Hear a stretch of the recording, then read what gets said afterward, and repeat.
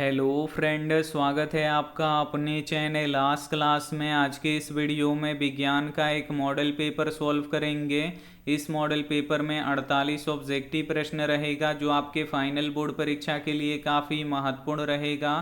तो एक भी प्रश्न आप लोग स्किप मत कीजिएगा। वीडियो को प्लीज़ आप लोग शुरू से लेकर अंत तक देखिएगा। और हमारे वेबसाइट पे ऑनलाइन टेस्ट चल रहा है, तो अभी तक आप टेस्ट नहीं दिए हैं तो जाके टेस्ट दे लीजिएगा। अगर आपको ऑनलाइन टेस्ट देना नहीं आता है तो वीडियो के लास्ट में हम आपको बताएंगे कि आप लोग ऑनलाइन टेस्ट कैसे दे सकते हैं। और अभी तक आप हमारे व्हाट्सएप ग्रुप में नहीं जुड़े हैं तो ये हमारा व्हाट्सएप नंबर है 87 89 30 7304। इस पे आपको बोलना है कि सर मुझे ग्रुप में जोड़ दीजिए, तो हम आपको ग्रुप में जोड़ देंगे। तो आइए शुरू करते हैं पहले नंबर प्रश्न से। तो पहला नंबर प्रश्न है कि आमीटर से निम्नलिखित में किसे मापा जाता है। काफ़ी महत्वपूर्ण प्रश्न है। यहाँ पे आपको बताना है कि आमीटर के द्वारा हम किसे मापते हैं, तो विद्युत धारा को मापते हैं। यहाँ पे ए वाला ऑप्शन बिल्कुल ही सही हो जाएगा। और विद्युत धारा का एसआई मात्रक एम्पियर होता है, इसे आपको याद रखना है।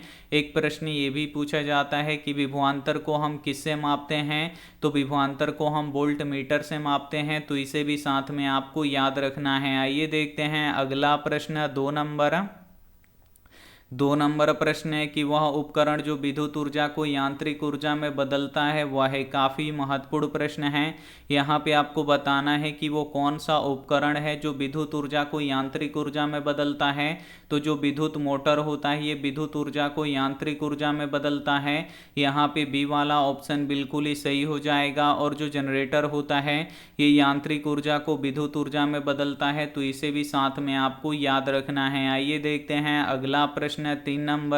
तीन नंबर प्रश्न है कि स्विच लगाए जाते हैं। यहाँ पे आपको बताना है कि स्विच लगाए जाते हैं तो स्विच हमेशा गर्म तार में लगाए जाते हैं। यहाँ पे बी वाला ऑप्शन बिल्कुल ही सही हो जाएगा। एक प्रश्न ये भी पूछा जाता है कि गर्म तार का रंग कैसा होता है, तो लाल होता है, इसे आपको याद रखना है।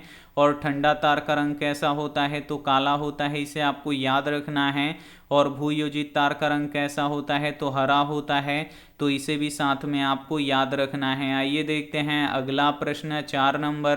चार नंबर प्रश्न है कि अम्ल का पीएच मान होता है। यहाँ पे आपको बताना है कि अम्ल का पीएच मान कितना होता है, तो 7 से कम होता है। यहाँ पे ए वाला ऑप्शन बिल्कुल ही सही हो जाएगा। अम्ल का पीएच मान 0 से लेके 7 के बीच में होता है। और क्षार का पीएच मान 7 से लेके 14 के बीच में होता है, तो इसे भी साथ में आपको याद रखना है। और जो अम्ल होता है ये स्वाद में खट्टा होता है, और जो क्षार होता है ये स्वाद में कड़वा होता है, तो इसे भी साथ में आपको याद रखना है। आइए देखते हैं अगला प्रश्न। 5 नंबर प्रश्न है कि क्रायोलाइट किस धातु का अयस्क है। यहाँ पे आपको बताना है कि क्रायोलाइट किस धातु का अयस्क है, तो एल्यूमिनियम धातु का अयस्क है। यहाँ पे सी वाला ऑप्शन बिल्कुल ही सही हो जाएगा। एक प्रश्न ये भी पूछा जाता है कि कॉपर पैराइड किस धातु का अयस्क है, तो तांबा का अयस्क है, तो इसे भी साथ में आपको याद रखना है। आइए देखते हैं अगला प्रश्न।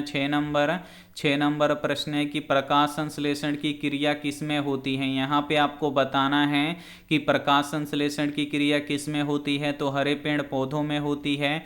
यहाँ पे सी वाला ऑप्शन बिल्कुल ही सही हो जाएगा। एक प्रश्न ये भी पूछा जाता है कि प्रकाश संश्लेषण की क्रिया में किस गैस का उपयोग होता है, तो कार्बन डाइऑक्साइड गैस का उपयोग होता है। और कौन सा गैस बाहर निकलता है, तो ऑक्सीजन गैस बाहर निकलता है, इसे आपको याद रखना है।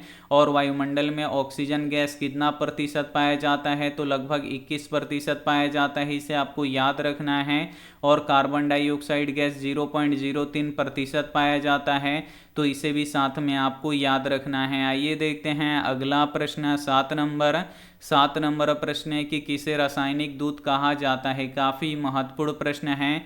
यहाँ पे आपको बताना है कि किसे रासायनिक दूत कहा जाता है, तो हार्मोन को रासायनिक दूत कहा जाता है, इसे आपको याद रखना है। यहाँ पे सी वाला ऑप्शन बिल्कुल ही सही हो जाएगा। आइए देखते हैं अगला प्रश्न। 8 नंबर प्रश्न है कि चिपको आंदोलन किससे संबंधित है। काफ़ी महत्वपूर्ण प्रश्न है। यहाँ पे आपको बताना है कि चिपको आंदोलन किससे संबंधित है, तो वन संरक्षण से संबंधित है। यहाँ पे ए वाला ऑप्शन बिल्कुल ही सही हो जाएगा। एक प्रश्न ये भी पूछा जाता है कि चिपको आंदोलन के अग्रणी नेता कौन थे, तो सुंदरलाल बहुगुणा थे, इसे आपको याद रखना है। और चिपको आंदोलन की शुरुआत किस राज्य से हुआ था, तो उत्तराखंड राज्य से हुआ था, तो इसे भी साथ में आपको याद रखना है। आइए देखते हैं अगला प्रश्न 9 नंबर प्रश्न है कि श्वेत प्रकाश का कौन सा रंग किसी प्रिज्म से गुजरने के पश्चात सबसे कम झुकता है। काफ़ी महत्वपूर्ण प्रश्न है। यहाँ पे आपको बताना है कि श्वेत प्रकाश का कौन सा रंग किसी प्रिज्म से गुजरने के पश्चात सबसे कम झुकता है, तो लाल रंग सबसे कम झुकता है। यहाँ पे सी वाला ऑप्शन बिल्कुल ही सही हो जाएगा। और कौन सा रंग सबसे अधिक झुकता है, तो बैगनी रंग सबसे अधिक झुकता है, इसे आपको याद रखना है। और लाल रंग का तरंगदैर्घ्य सबसे अधिक होता है, इसे आपको याद रखना है। और बैगनी रंग का तरंगदैर्घ्य सबसे कम होता है, तो इसे भी साथ में आपको याद रखना है। और श्वेत प्रकाश में 7 रंग होते हैं, तो इसे भी साथ में आपको याद रखना है। आइए देखते हैं अगला प्रश्न 10 नंबर प्रश्न है कि निकट दृष्टि दोष को किस लेंस के द्वारा संशोधित किया जा सकता है। काफ़ी महत्वपूर्ण प्रश्न है।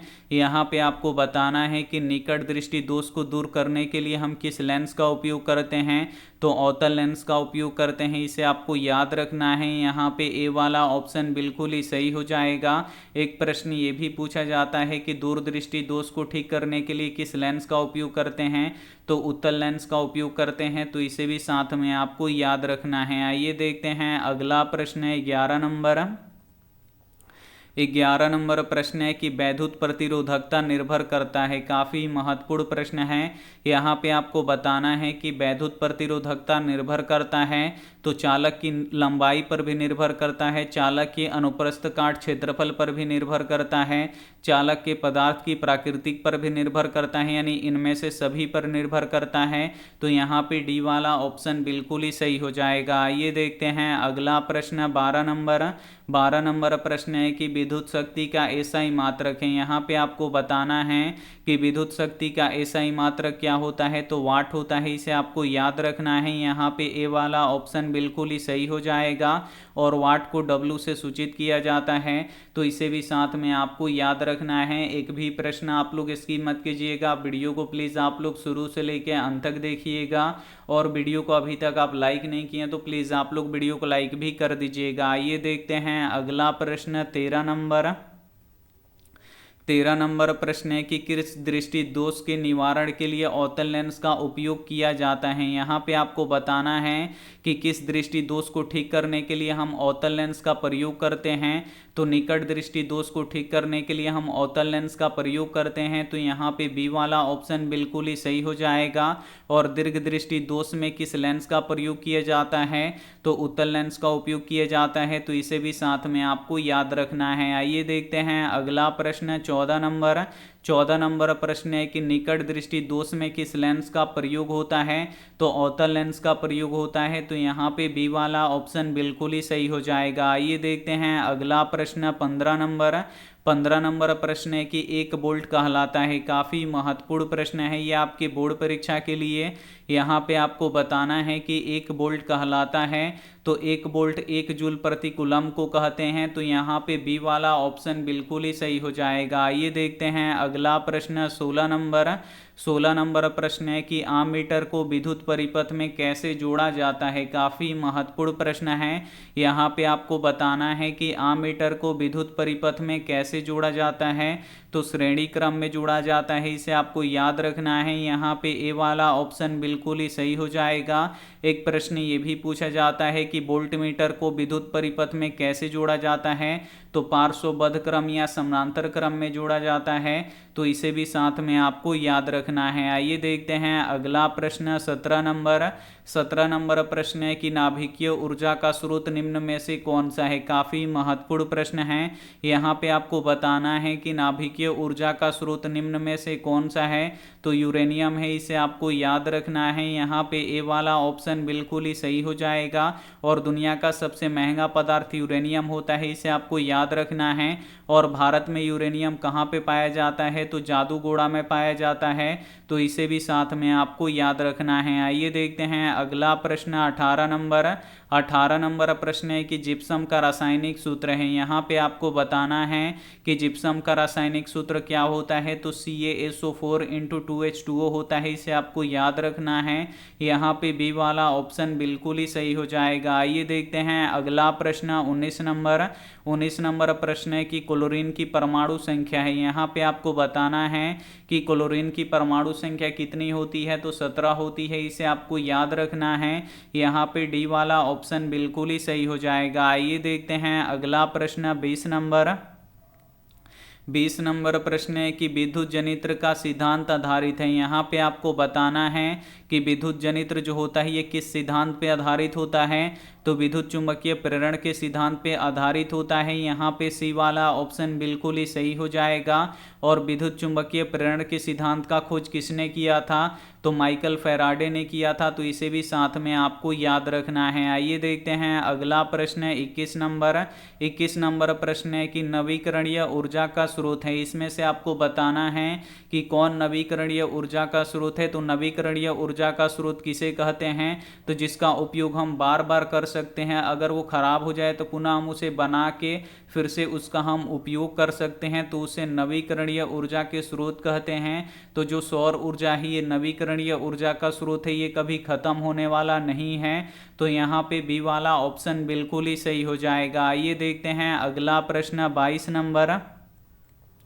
22 नंबर प्रश्न है कि जल के वैद्युत अपघटन में कैथोड पर कौन सा गैस मुक्त होता है। काफ़ी महत्वपूर्ण प्रश्न है। यहाँ पे आपको बताना है कि जल के वैद्युत अपघटन में कैथोड पे कौन सा गैस मुक्त होता है। तो हाइड्रोजन गैस मुक्त होता है, यहाँ पे बी वाला ऑप्शन बिल्कुल ही सही हो जाएगा। एक प्रश्न ये भी पूछा जाता है कि एनोड पे कौन सा गैस मुक्त होता है। तो ऑक्सीजन गैस मुक्त होता है, तो इसे भी साथ में आपको याद रखना है। आइए देखते हैं अगला प्रश्न 23 नंबर प्रश्न है कि बेकिंग सोडा का रासायनिक सूत्र है, यहाँ पे आपको बताना है कि बेकिंग सोडा का रासायनिक सूत्र क्या होता है। तो NaHCO3 होता है, यहाँ पे ए वाला ऑप्शन बिल्कुल ही सही हो जाएगा। और बेकिंग सोडा को हम खाने वाला सोडा कहते हैं, और इसका रासायनिक नाम क्या होता है। तो सोडियम बाइकार्बोनेट होता है, तो इसे भी साथ में आपको याद रखना है। आइए देखते हैं अगला प्रश्न 24 नंबर प्रश्न है कि कौन सा पदार्थ नीले लिटमस पत्र को लाल कर देता है। यहाँ पे आपको बताना है कि कौन सा पदार्थ नीले लिटमस पत्र को लाल कर देता है। तो जो अम्ल होता है ये नीले लिटमस पत्र को लाल कर देता है, इसे आपको याद रखना है। यहाँ पे ए वाला ऑप्शन बिल्कुल ही सही हो जाएगा। और जो क्षार होता है ये लाल लिटमस पत्र को नीला कर देता है, तो इसे भी साथ में आपको याद रखना है। आइए देखते हैं अगला प्रश्न 25 नंबर प्रश्न है कि मिल्क ऑफ मैग्नीशिया का पीएच मान है। यहाँ पे आपको बताना है कि मिल्क ऑफ मैग्नीशिया का पीएच मान कितना होता है। तो 10.5 होता है, यहाँ पे डी वाला ऑप्शन बिल्कुल ही सही हो जाएगा। और मिल्क ऑफ मैग्नीशिया का उपयोग हम कहाँ पे करते हैं। तो जब हमारे पेट में एसिडिटी हो जाती है, यानी गैस बनता है, तब हम मिल्क ऑफ मैग्नीशिया का उपयोग करते हैं। तो इसे भी साथ में आपको याद रखना है। और मिल्क ऑफ मैग्नीशिया का पीएच मान कितना होता है। तो 10.5 होता है। और शुद्ध जल का पीएच मान कितना होता है। तो 7 होता है, तो इसे भी साथ में आपको याद रखना है। आइए देखते हैं अगला प्रश्न 26 नंबर प्रश्न है कि निम्न में से कौन अधातु चमकीला है। जो अधातु होते हैं ये चमकीला नहीं होते हैं, लेकिन कुछ ऐसे अधातु होते हैं जो चमकीले होते हैं। जैसे यहाँ पे देखिए आयोडीन हो गया, उसके बाद यहाँ पे देखिए हीरा हो गया, ये क्या होते हैं, ये अधातु हैं, लेकिन इनमें चमक पाई जाती है। तो यहाँ पे ए वाला ऑप्शन बिल्कुल ही सही हो जाएगा। आइए देखते हैं अगला प्रश्न 27 नंबर प्रश्न है कि निम्न में से कौन सा धातु अत्यधिक अभिक्रियाशील है। इसमें से आपको बताना है कि कौन सा धातु सबसे अधिक अभिक्रियाशील है। तो जो सोडियम होता है, यानी जो Na होता है, ये सबसे अधिक अभिक्रियाशील होता है। यहाँ पे बी वाला ऑप्शन बिल्कुल ही सही हो जाएगा। ये ऑक्सीजन के संपर्क में आते ही जलना शुरू हो जाता है, इसीलिए जो सोडियम होता है इसे केरोसिन तेल में डुबा के रखा जाता है। तो इसे भी साथ में आपको याद रखना है। आइए देखते हैं अगला प्रश्न 28 नंबर प्रश्न है कि ऑक्सीजन परमाणु के बाह्यतम कक्षा में इलेक्ट्रॉनों की संख्या कितनी होती है। यहाँ पे आपको बताना है कि ऑक्सीजन परमाणु के बाह्यतम कक्षा में इलेक्ट्रॉनों की संख्या कितनी होती है। तो यहाँ पे देखिए ऑक्सीजन का परमाणु संख्या कितना होता है, 8 होता है। तो पहली कक्षा में 2 इलेक्ट्रॉन और अंतिम कक्षा में कितना इलेक्ट्रॉन होगा, तो यहाँ पे 6 इलेक्ट्रॉन होगा। तो यहाँ पे बी वाला ऑप्शन बिल्कुल ही सही हो जाएगा। आइए देखते हैं अगला प्रश्न 29 नंबर प्रश्न है कि ब्यूटेनॉन एक कार्बनिक यौगिक है जिसका प्रक्रियात्मक समूह है। तो इसका प्रक्रियात्मक समूह कौन सा है ब्यूटेनॉन का, तो कीटोन है। इसे आपको याद रखना है, काफी महत्वपूर्ण प्रश्न है। यहाँ पे सी वाला ऑप्शन बिल्कुल ही सही हो जाएगा। तो एक भी प्रश्न आप लोग स्किप मत कीजिएगा, वीडियो को प्लीज आप लोग शुरू से लेकर अंत तक देखिएगा। और चैनल को अभी तक आप सब्सक्राइब नहीं किए हैं तो चैनल को सब्सक्राइब करके साथ में बेल आइकन को ऑल पे दबा लीजिएगा, ताकि जब भी लाइव क्लास हो तो आपके पास नोटिफिकेशन पहुंचता रहे। आइए देखते हैं अगला प्रश्न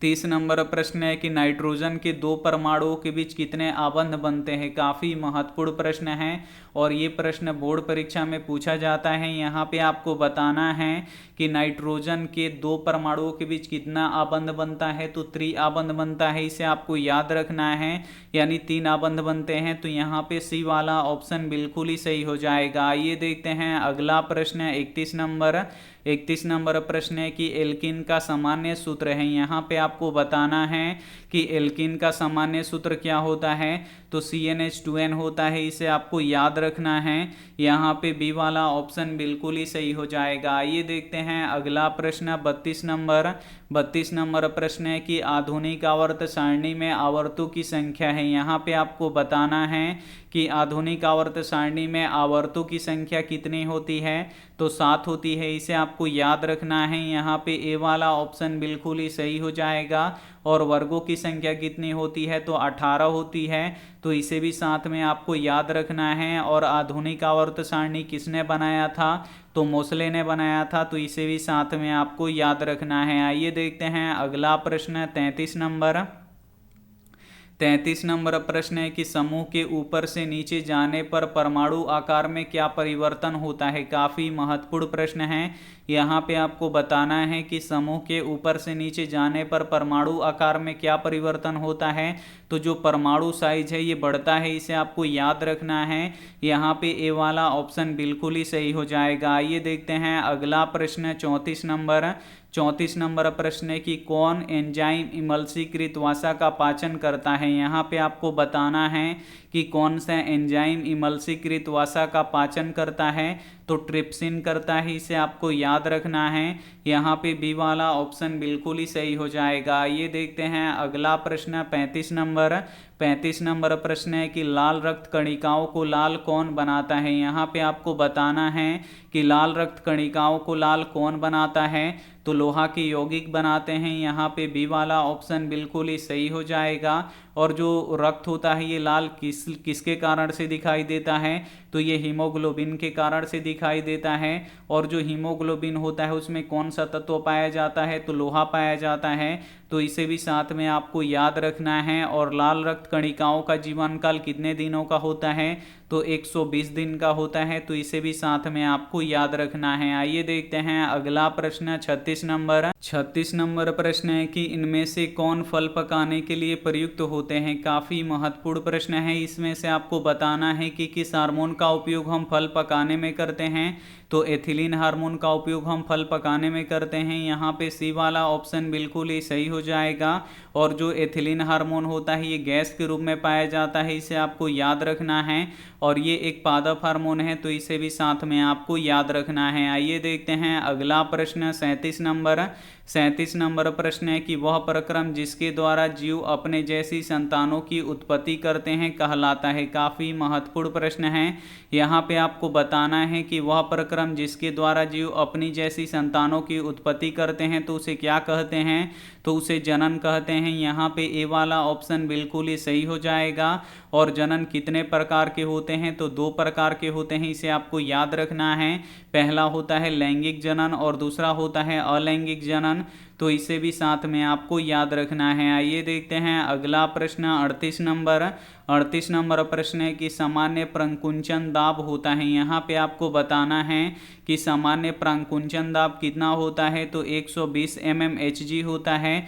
यहाँ पे सी वाला ऑप्शन बिल्कुल ही सही हो जाएगा। एक प्रश्न ये भी पूछा जाता है कि अनुशीतलन दाब कितना होता है, तो 80 mmHg होता है, तो इसे भी साथ में आपको याद रखना है। आइए देखते हैं अगला प्रश्न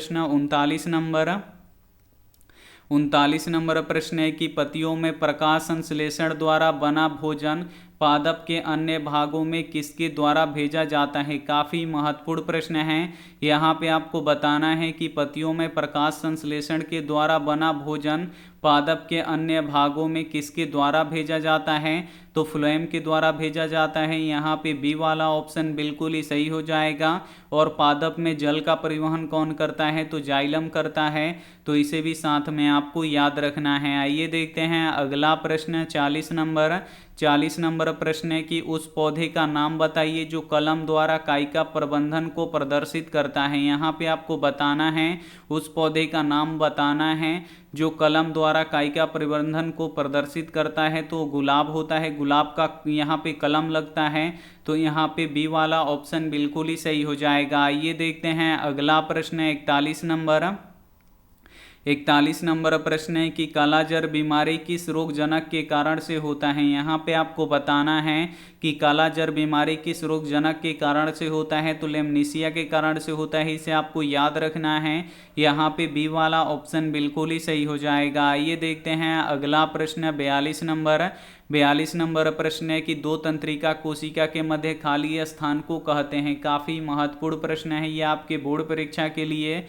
यहाँ पे आपको बताना है कि दो तंत्रिका कोशिका के मध्य खाली स्थान को क्या कहते हैं, तो सिनेटिक दरार या सिनेप्स कहते हैं। यहाँ पे बी वाला ऑप्शन बिल्कुल ही सही हो जाएगा। एक प्रश्न ये भी पूछा जाता है कि शरीर की सबसे लंबी कोशिका कौन सी होती है, तो तंत्रिका कोशिका होती है, तो इसे भी साथ में आपको याद रखना है। आइए देखते हैं अगला प्रश्न 43 नंबर प्रश्न है कि निम्न में से कौन मानव में मादा जनतंत्र का भाग नहीं है। इसमें से आपको बताना है कि कौन मादा जनतंत्र का भाग नहीं है, तो जो शुक्रवाहिका होता है ये पुरुषों में पाया जाता है, ये मादा जनतंत्र का भाग नहीं है, तो यहाँ पे सी वाला ऑप्शन बिल्कुल ही सही हो जाएगा। और स्त्रियों में अंडाशय की संख्या कितनी होती है, तो 2 होती है, तो इसे भी साथ में आपको याद रखना है। आइए देखते हैं अगला प्रश्न 44 नंबर प्रश्न है कि पराग कोश में होते हैं। यहाँ पे आपको बताना है कि पराग कोश में क्या होते हैं, तो पराग कोश में परागकण होते हैं, इसे आपको याद रखना है। यहाँ पे डी वाला ऑप्शन बिल्कुल ही सही हो जाएगा। आइए देखते हैं अगला प्रश्न 45 नंबर प्रश्न है कि जंतुओं में वृद्धि हार्मोन स्रावित होता है। काफ़ी महत्वपूर्ण प्रश्न है ये आपके बोर्ड परीक्षा के लिए। यहाँ पे आपको बताना है कि जंतुओं में वृद्धि हार्मोन कहाँ से स्रावित होता है, तो पीयूष ग्रंथि से स्रावित होता है। यहाँ पे ए वाला ऑप्शन बिल्कुल ही सही हो जाएगा। और पीयूष ग्रंथि को मास्टर ग्रंथि भी कहा जाता है, तो इसे भी साथ में आपको याद रखना है। आइए देखते हैं अगला प्रश्न 46 नंबर प्रश्न है कि आनुवांशिकता का सिद्धांत किसने प्रतिपादन किया। यहाँ पे आपको बताना है कि आनुवांशिकता का सिद्धांत का प्रतिपादन किसने किया, तो ग्रेगर जॉन मेंडल ने किया, इसे आपको याद रखना है। यहाँ पे ए वाला ऑप्शन बिल्कुल ही सही हो जाएगा। और मेंडल ने किस पौधे का उपयोग किया था, तो साधारण मटर के पौधे का उपयोग किया था, तो इसे भी साथ में आपको याद रखना है। आइए देखते हैं अगला प्रश्न 47 नंबर प्रश्न है कि स्त्रियों में लिंग गुणसूत्र होते हैं। यहाँ पे आपको बताना है कि स्त्रियों में लिंग गुणसूत्र होते हैं, तो स्त्रियों में XX लिंग गुणसूत्र होते हैं, इसे आपको याद रखना है। यहाँ पे बी वाला ऑप्शन बिल्कुल ही सही हो जाएगा। और पुरुष में XY लिंग गुणसूत्र होते हैं, तो इसे भी साथ में आपको याद रखना है। और मनुष्यों में कितने जोड़ी गुणसूत्र होते हैं, तो 23 जोड़ी गुणसूत्र होते हैं, तो इसे भी साथ में आपको याद रखना है। आइए देखते हैं अंतिम प्रश्न 48 नंबर प्रश्न है कि निम्न में से कौन जैव निम्न करणीय कचरा है। इसमें से आपको बताना है कि कौन जैव निम्न करणीय कचरा है। तो इस जैव निम्न करणीय कचरा किसे कहते हैं, तो जो क्या होगा, कुछ दिन बाद जो सड़ गल जाता है उसे जैव निम्न करणीय कचरा कहते हैं। तो यहाँ पे टिश्यू पेपर क्या हो जाएगा, जैव निम्न करणीय कचरा हो जाएगा। यहाँ पे डी वाला ऑप्शन बिल्कुल ही सही हो जाएगा। इस मॉडल पेपर के 48 ऑब्जेक्टिव प्रश्न हम आपको बता चुके हैं। तो अब आप लोग हमें कमेंट करके बताइए कि आपका 48 प्रश्नों में से कितना सही हुआ। आप लोग ईमानदारी पूर्वक बताइएगा, हम यहाँ पे सभी का कमेंट देख रहे हैं, आप लोग जल्दी जल्दी बताइए। और वीडियो को अभी तक आप लाइक नहीं किए तो प्लीज़ आप लोग वीडियो को लाइक कीजिए, अपने दोस्तों के पास इस वीडियो को जरूर शेयर कीजिए। और चैनल को अभी तक आप सब्सक्राइब नहीं किए हैं तो चैनल को सब्सक्राइब करके साथ में बेल आइकन को ऑल पे दबा लीजिए, ताकि जब भी लाइव क्लास हो तो आपके पास नोटिफिकेशन पहुंचता रहे। अब हम यहाँ पे बताएंगे कि आप लोग ऑनलाइन टेस्ट कैसे दे सकते हैं। तो सभी के फ़ोन में होता है क्रोम और गूगल, तो दोनों में से किसी एक को आपको ओपन कर लेना है, खोल लेना है। जैसे आपका क्रोम या गूगल ओपन हो जाएगा तो यहाँ पे देखिए एक सर्च बॉक्स दिखेगा, इसमें आपको लिखना है आस्क क्लास। तो हम यहाँ पे लिख देते हैं ASK और फिर CLASS। हम यहाँ पे आस्क क्लास लिख के सर्च कर देंगे तो यहाँ पे देखिए आस्क क्लास लिखा हुआ आ जाएगा, इस पर आपको क्लिक करना है। उसके बाद देखिए यहाँ से आप लोग टेस्ट लगा सकते हैं और यहाँ से PDF डाउनलोड कर सकते हैं। तो सबसे पहले हम टेस्ट लगाने के लिए आपको बता देते हैं। तो टेस्ट वाले बटन पे आपको क्लिक करना है और इसमें से सबसे ऊपर वाला टेस्ट आपको देना है। और टेस्ट का समय क्या रहता है, तो सुबह 7 बजे से लेके 2 बजे दिन तक। तो 7 बजे से लेके अगर 2 बजे दिन तक अगर आप लोग टेस्ट दे देते हैं तो आपका 100% रिजल्ट आएगा। तो यहाँ पे देखिए इस टेस्ट पे आपको क्लिक करना है और जैसे ही आप लोग टेस्ट पे क्लिक कीजिएगा टेस्ट ओपन हो जाएगा। अब यहाँ पे आपको नीचे आना है और यहाँ पे देखिए लिखा हुआ है स्टार्ट। तो स्टार्ट वाले बटन पे क्लिक करना है। यहाँ पे नाम पूछेगा तो आप लोग यहाँ पे अपना नाम लिख दीजिएगा, उसके बाद नेक्स्ट कीजिएगा। उसके बाद देखिए यहाँ पे टोटल 20 प्रश्न है। पहला प्रश्न है कि सत्य के साथ मेरा प्रयोग किसकी रचना है, तो महात्मा गांधी जी की रचना है। तो इस पर आपको टिक लगा देना है, ये रेड हो जाएगा। उसके बाद आपको नेक्स्ट वाले बटन पे क्लिक कर देना है, आपको कुछ नहीं करना है। उसके बाद दूसरा नंबर क्वेश्चन देखिए कि लौट कर आऊँगा, फिर कविता में कवि कहाँ लौटने की बात करता है, तो बंगाल में लौटने की बात करता है। तो इस पर भी आपको टिक लगाना है और नेक्स्ट करते जाना है। प का उच्चारण स्थान कहाँ से होता है, तो ऊँट से होता है। तो यहाँ पे ऊँट पे टिक लगा के नेक्स्ट करेंगे। तो ऐसे ही आपको नेक्स्ट करते करते यहाँ पे 20 प्रश्नों का आपको टेस्ट दे देना है और लास्ट में आएगा सी रिजल्ट। तो आपको रिजल्ट देख के छोड़ देना है। उसके बाद हम क्या करेंगे, आपको रिजल्ट देंगे। और रिजल्ट आप लोग कहाँ से डाउनलोड कीजिएगा, तो यहाँ पे देखिए लिखा हुआ है डाउनलोड PDF। तो इस डाउनलोड PDF पे आपको क्लिक करना है और यहाँ पे देखिए 21 अगस्त हिंदी का रिजल्ट और यहाँ पे लिखा हुआ है डाउनलोड। तो इस डाउनलोड वाले बटन पे आप लोग क्लिक कीजिएगा।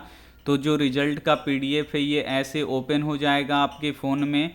और जैसे ही यहाँ पे ओपन होगा आप लोग यहाँ पे भी अपना रिजल्ट मिला सकते हैं, या इसे डाउनलोड करना चाहते हैं तो आप लोग यहाँ से देखिए डाउनलोड का ये बटन है, यहाँ पे आप लोग क्लिक करके इसे डाउनलोड कर सकते हैं।